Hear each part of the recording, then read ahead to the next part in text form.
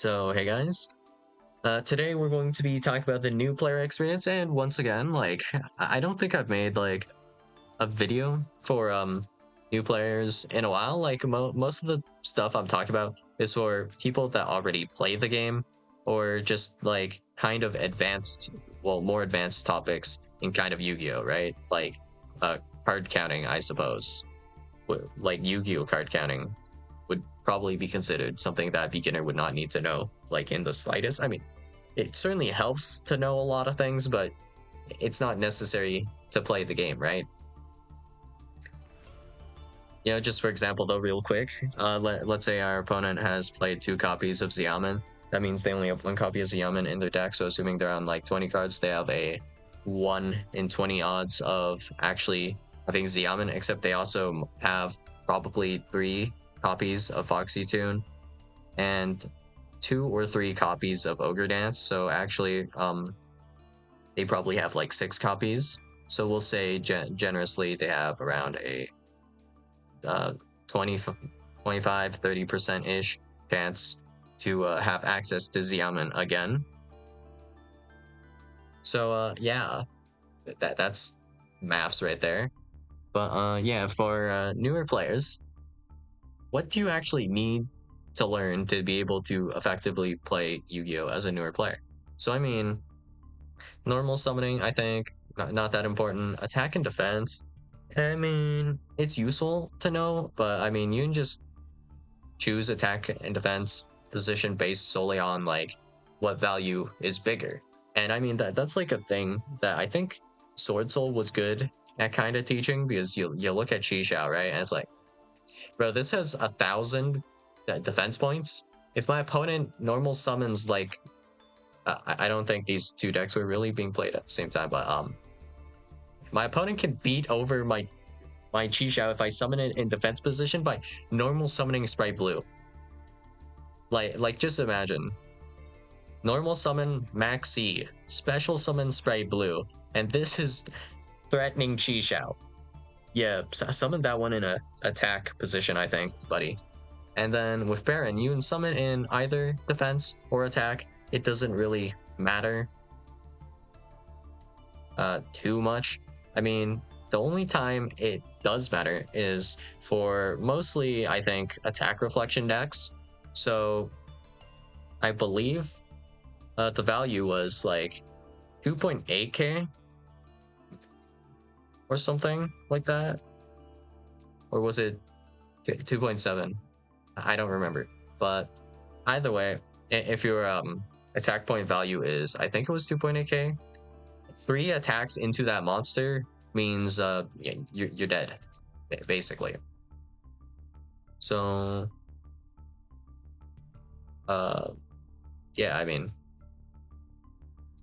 Spirit of Yubel and stuff, like Yubel, Makanko, it can attack into like your Baron 3 times if it were in attack position. It would require like 4 attacks, I think. Yeah. Wait, is 4 enough? Yeah, that's definitely enough, right? 2, 4 multiplied by 4, 9,600. Yeah.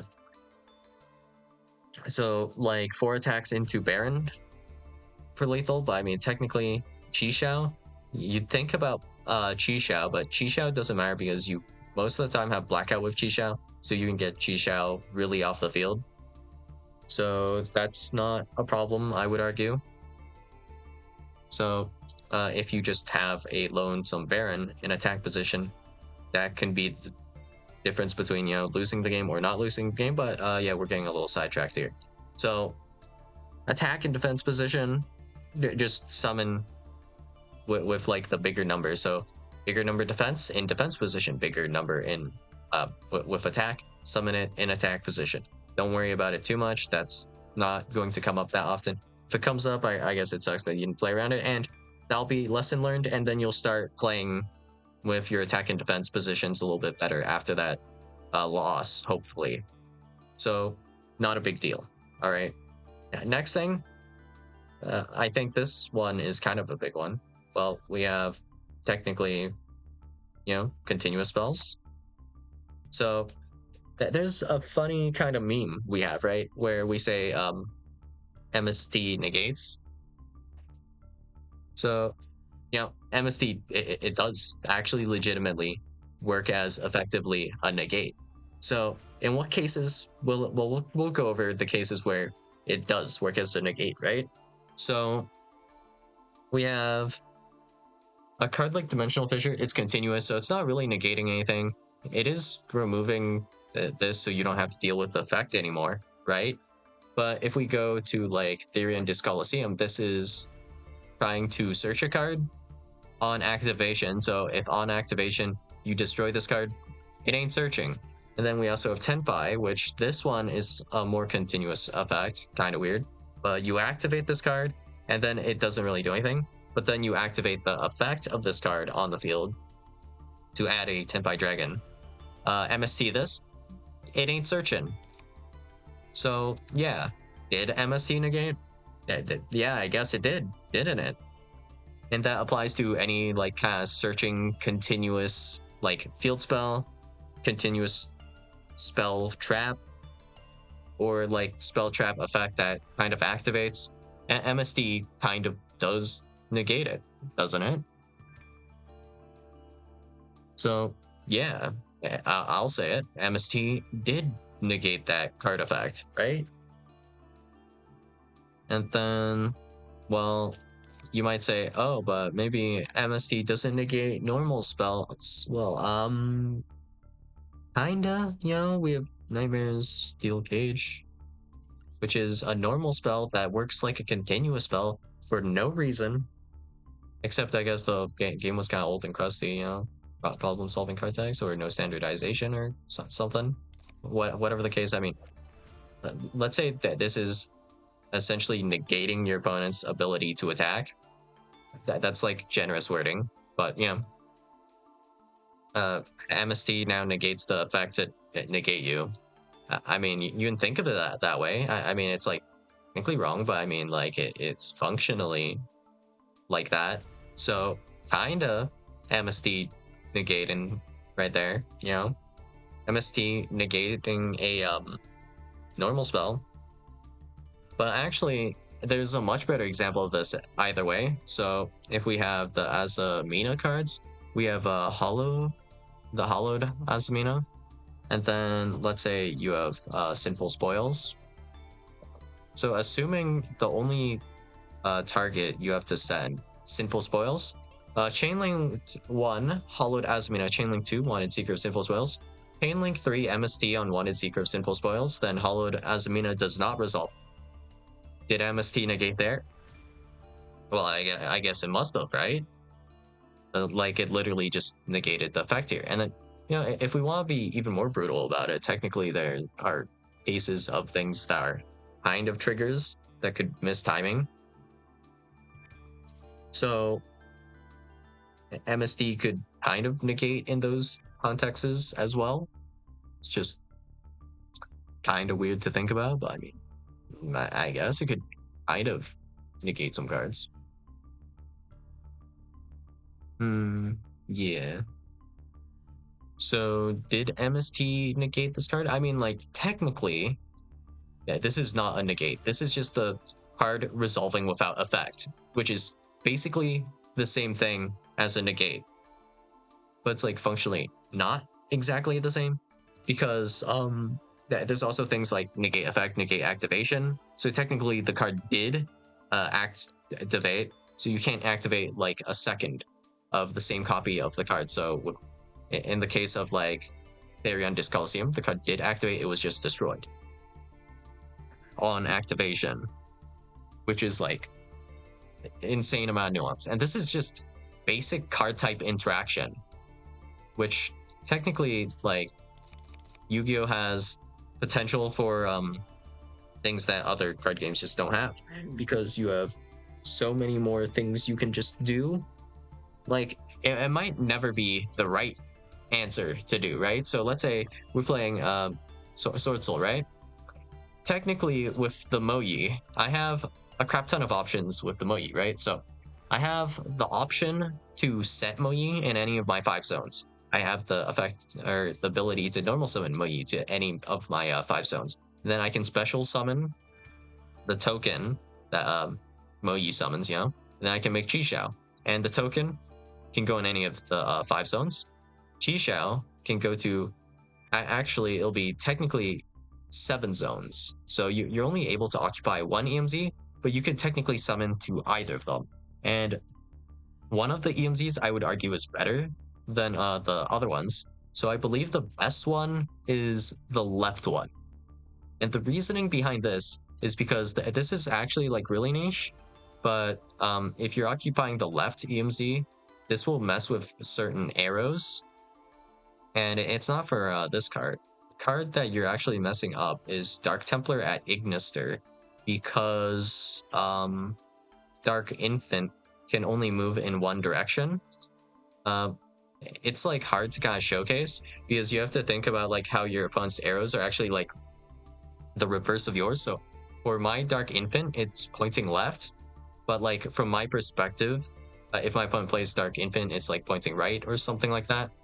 So if you summon, actually wait, am I supposed to summon to the right zone or left zone? I don't remember. But either way, like one of the EMZs actually plays around Dark Infant at Ignister's moving, so it can't move. And that makes it so Dark Templar at Ignister can only Monster Reborn 2 bodies instead of 3. Like, it's insanely niche, but yeah.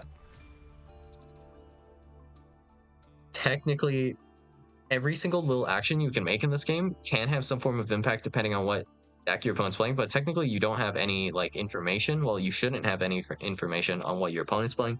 So technically, you should always be playing around like Dark Templar at Ignister EMZ or whatever in the EMZ. So there's definitely an optimal spot to place your monster into the EMZ. And sometimes you might not want to, because then you need to, well, it depends on the exact deck, but you would need to link off the monster you summoned in the EMZ or SP Little Knight if you needed or wanted to make SP Little Knight. So it's also potentially a incorrect answer for a variety of reasons, right? So yeah, pretty rough stuff here. And you know, right now we're on just basic mechanics, right? And then on top of this, you know, didn't even really go over this, but well, starting with problem solving card text. Let's assume, well, I don't think there is a good tutorial for problem solving card text. I mean, I haven't checked in a while. Maybe there is one now. There is never a mention of like problem solving card text anywhere in like Master Duel. I don't think it's mentioned a single time, but this is like a vital thing to know how to read cards, like the hard ones per turns and whatnot. What do these mean? And what you can do, right? And then there is aspects of like timing, the colons, the semicolons. What do those mean, right? So colon here starts a chain when you do this effect, when you normal or special summon Moyi if you choose to do it. And it says you can, so it's optional, so it doesn't necessarily need to start this chain. For cost, so this happens before resolution. You reveal a Sword Soul card or one wire monster in your hand. That's part of the effect. And costs must absolutely be paid. So if cost is impossible to do for some reason, the card cannot be activated to begin with. So for example, in this case, it says reveal a Sword Soul card or a wire monster in hand. If a card is already revealed, can you reveal a revealed card? I think the answer to this was no. Sometimes yes, it's kind of like weird. But I think for cost, you shouldn't be able to reveal a revealed card, so you would not be able to activate Moyi, I believe. And therefore unable to summon the token, which then therefore prevents you from like summoning Yugioh. So that could be a thing, technically, and it could come up, but it's like very unlikely to come up because why is your hand revealed? Genuinely, why would it be revealed, right? And then honestly, the normal summoning and special summoning is also kind of funky. So technically, whenever you normal summon a card, when you take that action, there's technically a window between that monster hitting the field, like whilst still being on the field. Like when you play the card is technically not on the field yet. When you declare or perform your summon, like I don't think this is really ever mentioned that much. But when you summon a card, technically that's the summon window. And the summon window can be interrupted, basically. That's how solemn cards kind of work, right? So solemn, you won't see this interaction with like a solemn, right? So you perform a solemn warning, it's not going to come up. If we use something like it'll be Triffy Overtum, weirdly enough, something like that, right? Overtum, yeah, okay. When your opponent special summons a monster from the extra deck while you control this fusion summoned card, you can negate the summon if you do destroy that monster or monsters. So let's assume that we're going to be, well, we have like, I guess it'll be Moyi plus token or Moyi plus a tuner. We're making Yugioh, okay? So Yugioh has an on summon effect, but technically it hasn't hit the field yet. So you can't even perform that effect to summon. Triffy Overtum is going to attempt to negate the Yugioh, okay? But in chain to the Triffy Overtum, we're going to use Gamma, which says, right here, when your opponent activates a monster effect while you control no monsters. So that's the thing we're going to care about. We're going to be able to resolve Gamma. So you'll kind of see Yugioh on the field, right? But technically it's not on the field yet, and that's because Triffy Overtum is attempting to negate this, allowing you to actually, during this window, activate something like a Cyframe Gear Gamma, because you control no monsters despite kind of controlling a monster. I mean, technically, it hasn't hit the field yet. It's like in between hitting the field and your extra deck, you know, it's like in limbo kind of, right? And then you can like negate destroy Triffy Overtum in this case, which is freaky. Pretty freaky, I would argue. So, yeah. You're kind of getting cooked, I guess, as the Predaplant player or whatever here. So yeah, that is an interaction based on like kind of summon window abusing, I suppose you could call it. And technically there are a few other cards that work similar-ish to this, which Gamma would work as well, or whatever Cyframe gear is relevant. And this is a basic game mechanic. And you know, if we pull up Fissure here, there's actually another basic game mechanic that involves Fissure, right? And hell, this could involve Messiah as well, actually. So we'll pull Messiah.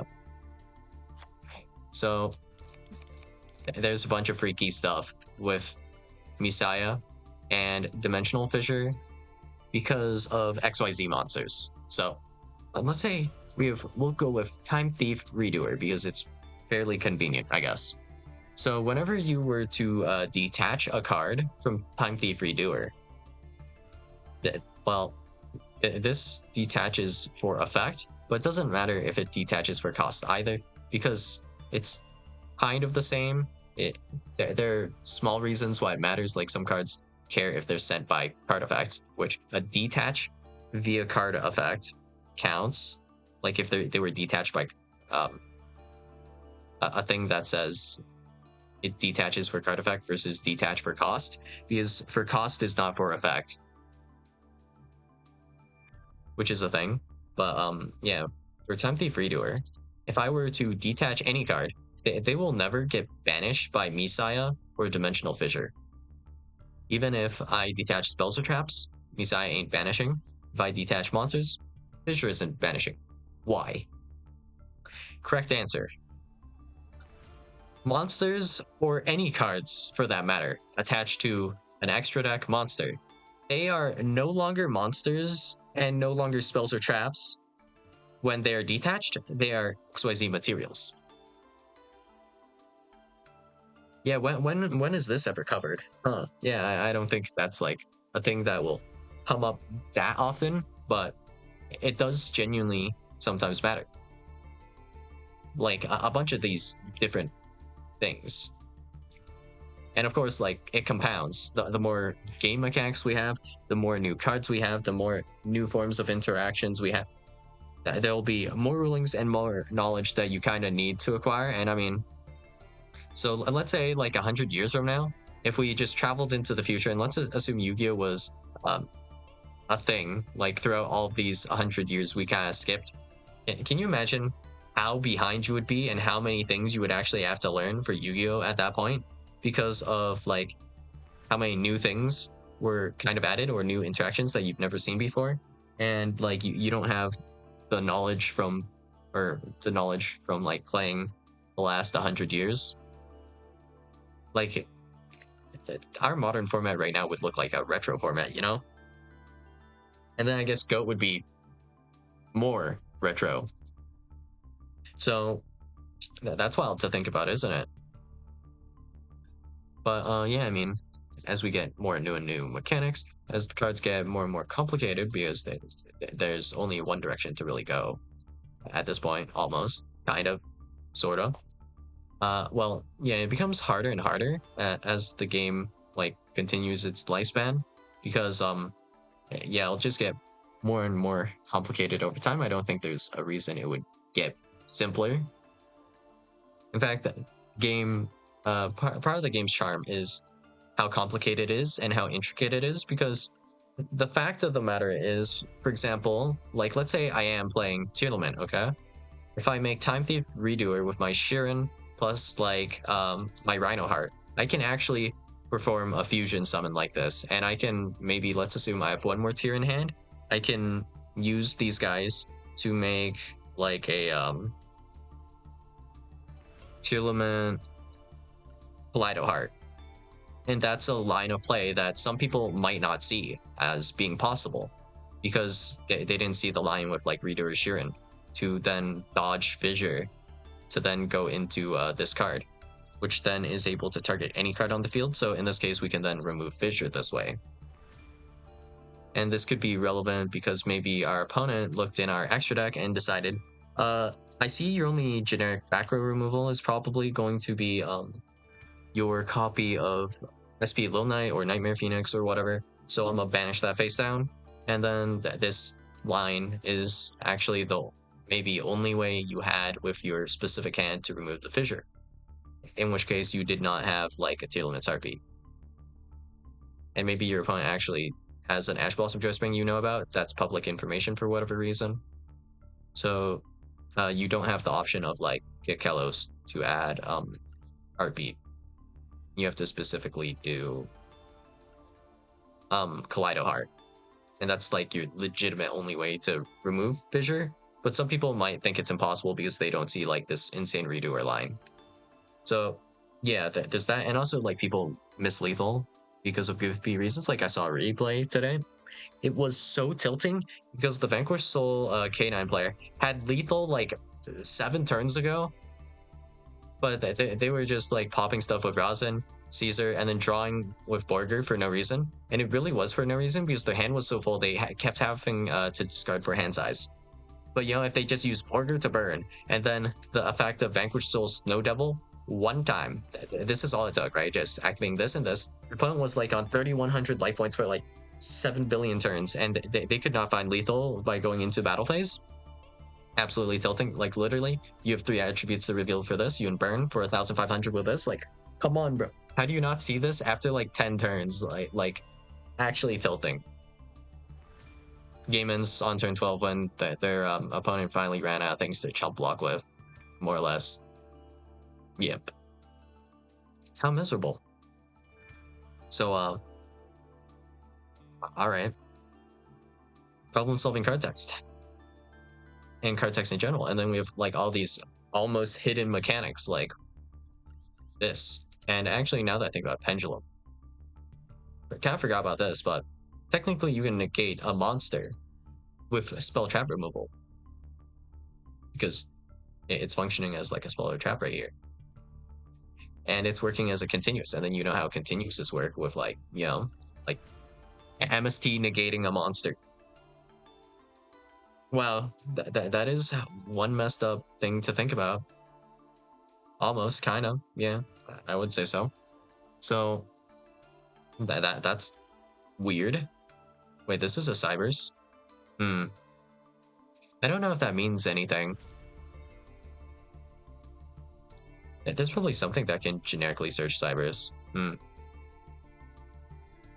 Don't think this really comes up though. Banishing spells or traps from field.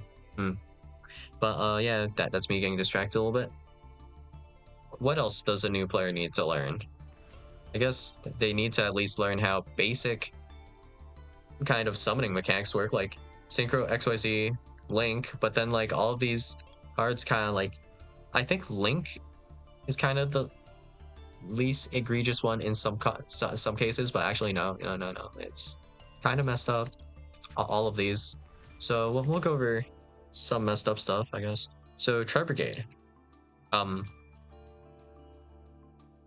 oh, speaking of Tri Brigade, there's not special summoning your monsters correctly.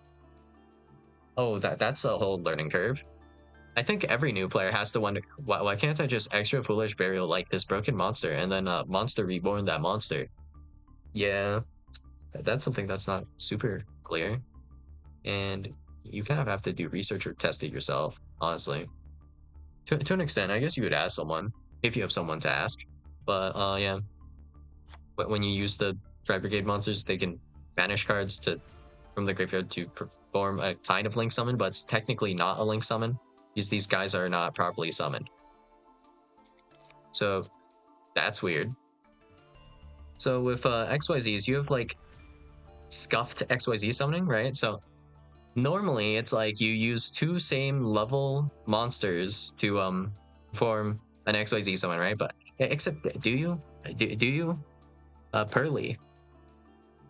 You perform this by discarding a card, kind of, to XYZ, or you attach a card from the graveyard to perform like an XYZ summon, kinda.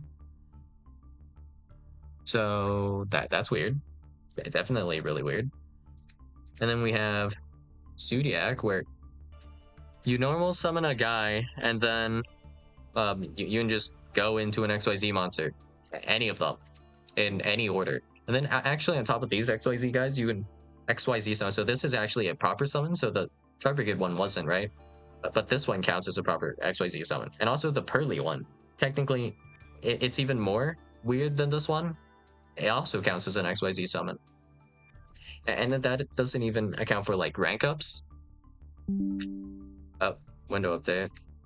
But rank ups, those count as proper XYZ summons. So the things you summon off of rank ups, that counts as a proper XYZ summon. And you know it's a proper XYZ summon because the game kind of says it on the previous kind of effects or on the monster that it is treated as an XYZ summon. Thank you, game, I guess. And then might as well throw this out here, but technically you can perform a fusion summon, but it functions almost like a link summon, kinda, right? Or even more scuffed. So Spirit of Yubel, technically, I think that's what this card was called, right? No, it's Phantom of Yubel. So this card over here, you special summon this card by shuffling the above cards from your hand, field, and/or graveyard into the deck / extra deck. Cannot be used as future material, whatever.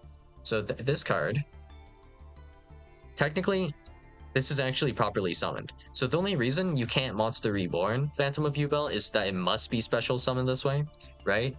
So there's actually a little bit of a precedent here. So this has similar card text, I guess, to like Thunder Dragon Colossus, which has two different methods of summoning it. So you can properly fusion summon it or tribute like a Thunder monster or whatever. So with Phantom of Yubel, worth mentioning, I guess, is that you technically can never fusion summon this, which is weird. So if you have like a polymerization and then these materials in hand, you can never summon Phantom of Yubel with poly. But I mean, you don't need poly, so you can just summon this anyway. So kind of weird, but okay, that's just how that works. So, yeah. Um, Fusion monsters. You have contact fusion, basically. And that doesn't require any cards or any forms of polymerization or any sort of monster effect even activating to perform a fusion summon. Surely you need a tuner for a synchro summon, right? Right? Right, guys? Chaos Angel. For this card, synchro summon, you can treat one light or dark monster you control as a tuner. Okay, so surely you require a non-tuner, right? Right. Well, what was this card called again? I don't even remember. All right, let's find it. Synchro. I believe it was level 6. And it should be a tuner. Vanadium Trisukta. One tuner plus 1+ non-tuner monsters is what this says. But wasn't it this card? Wait, what is this the wrong card? Or what was this the correct card? I believe it was one of the Vanadium cards that said it. Wait, that might not be the card. Hold. Vanadium. We need to get rid of the level filter. And I think tuner as well. Was it this guy? 1+ tuners plus 1 light monster. This actually does not require any non-tuners. You can use only tuners for this. I don't remember what other cards. What was it? Not this one. Wait, this one does require a non-tuner. But wait, doesn't this go into another card? This goes into the Synchro 8.